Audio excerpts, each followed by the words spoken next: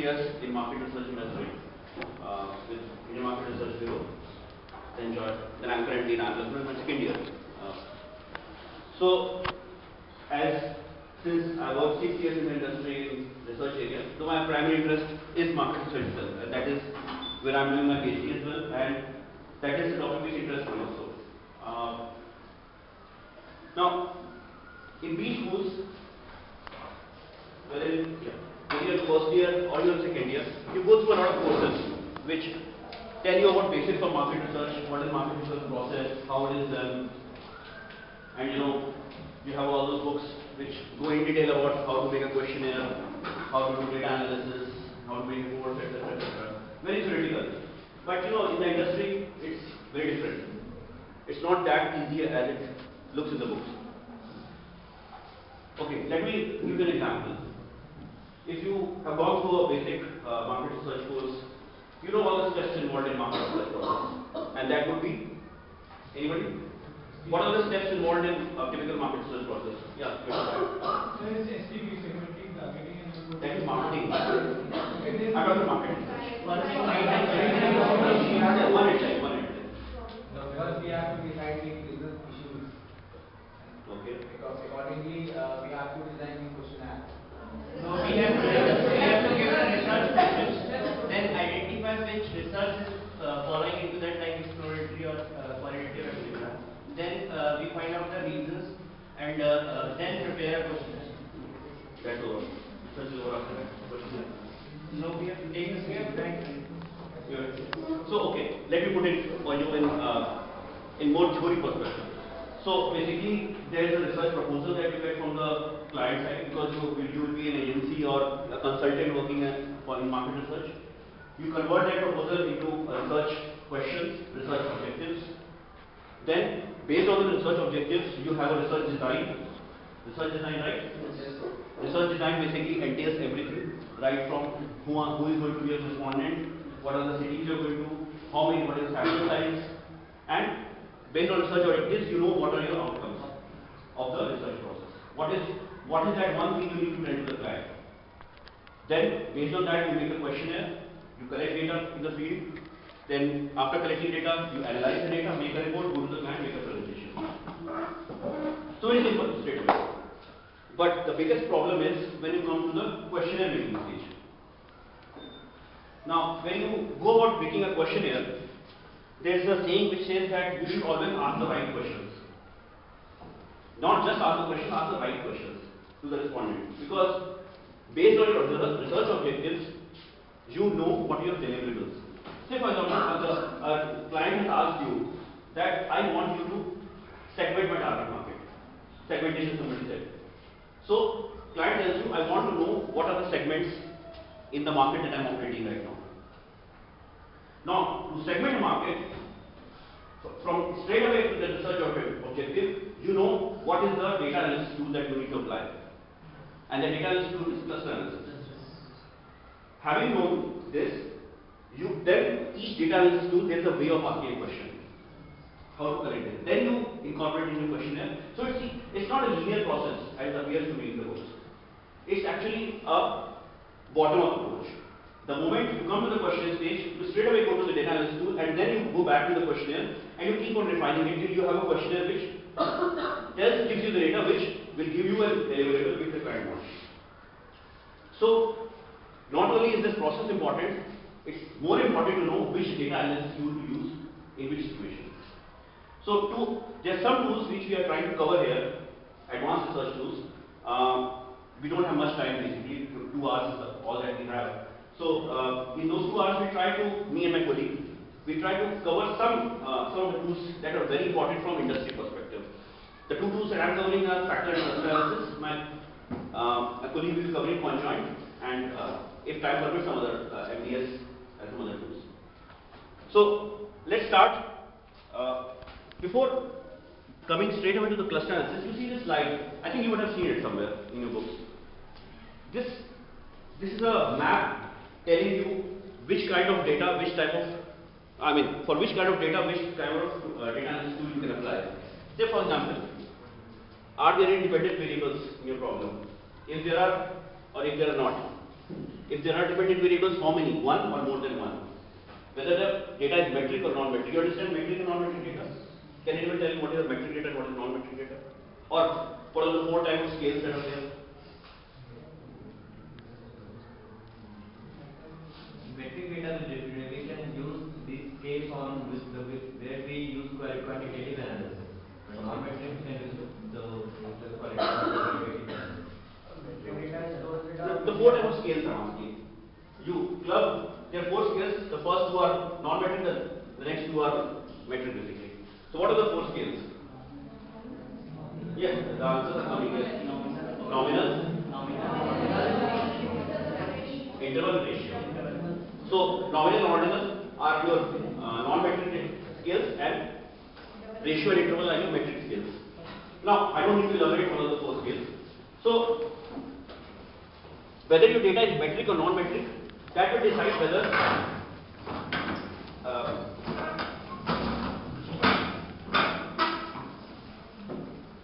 so whether your data is metric or non-metric, it decides what kind of test you will apply. Whether you will apply a parametric test as you call it, or you apply a non-parametric test. Non-parametric tests go for non-metric data, parametric tests like ANOVA test, that test you have all gone through it. So this is the table or the flow chart which gives you in detail what are the advanced statistical tools that you apply on which kind of data. So you have tools like factor cluster, MDS, non-metric factor analysis. You must have heard of some of them, maybe not others. And most of the tools are beyond the scope of your MBA as such, because you hardly use it. It's only in academic research that people use some of these advanced tools. So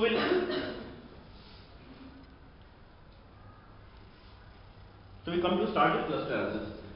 So cluster analysis basically is synonymous almost with segmentation. Whenever you have to do segmentation, you do cluster analysis. Now, cluster analysis basically is based on the principle that, for example, there are 2 respondents. These 2 people are here. I ask them a set of questions.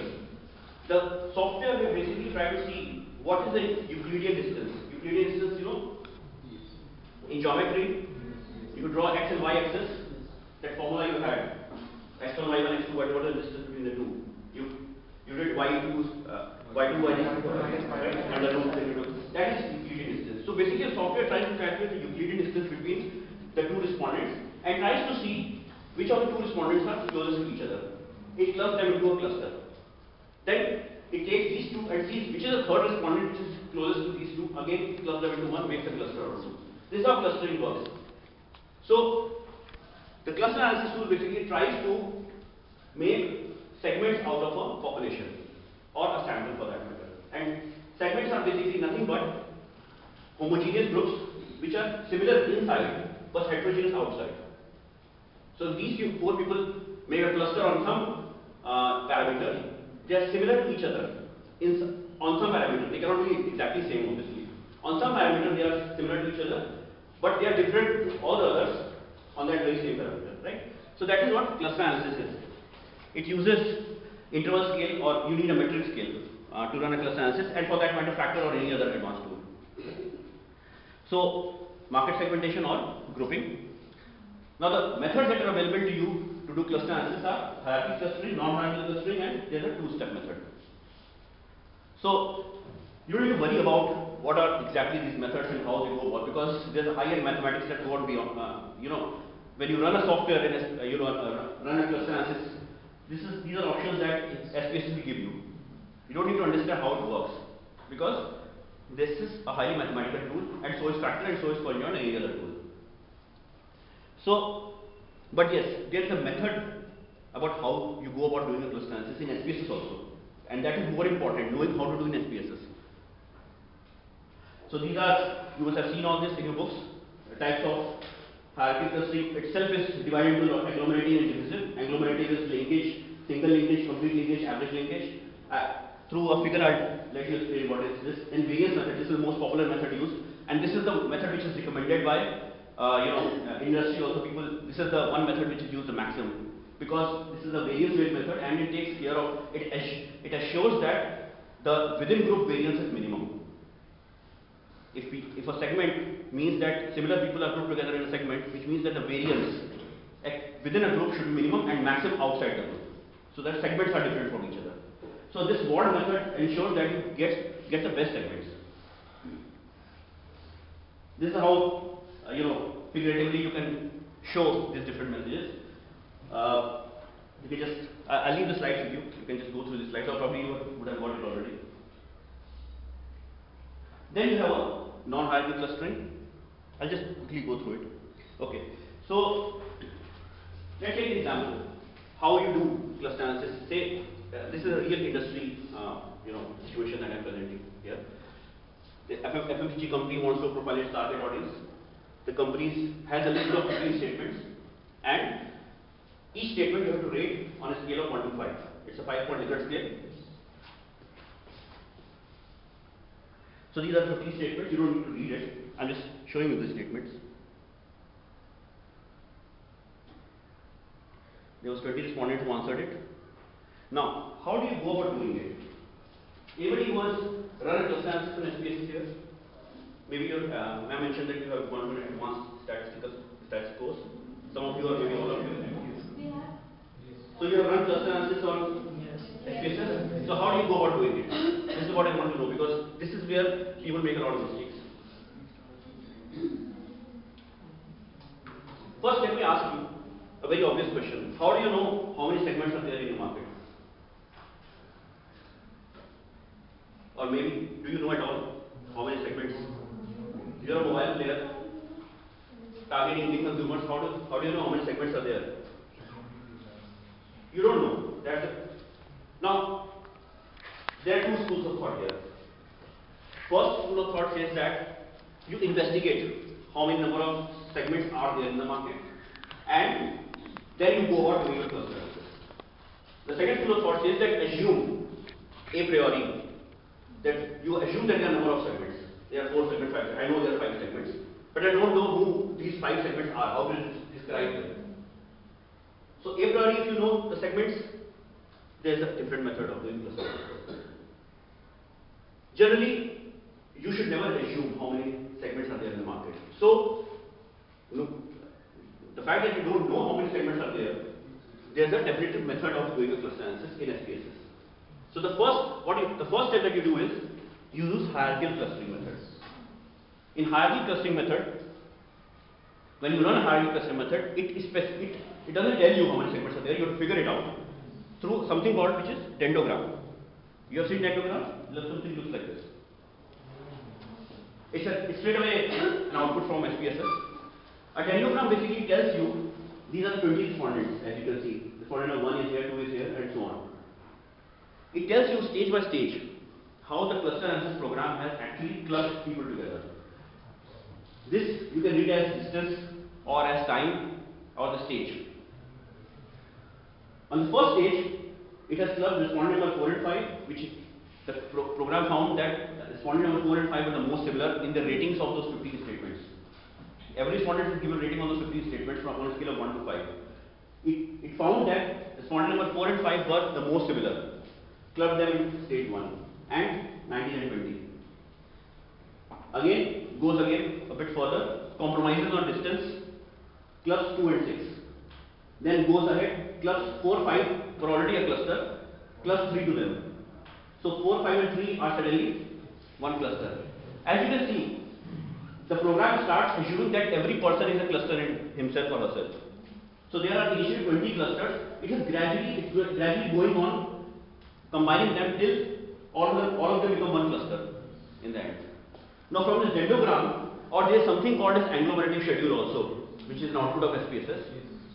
From both, you can figure out what is the number of clusters that are there in the market. Okay, now, how do you think? Now, having shown you the dendrogram, now can you recall how to make out how many segments are there? Or how many distinct segments are there that you should go forward with and run the cluster analysis again?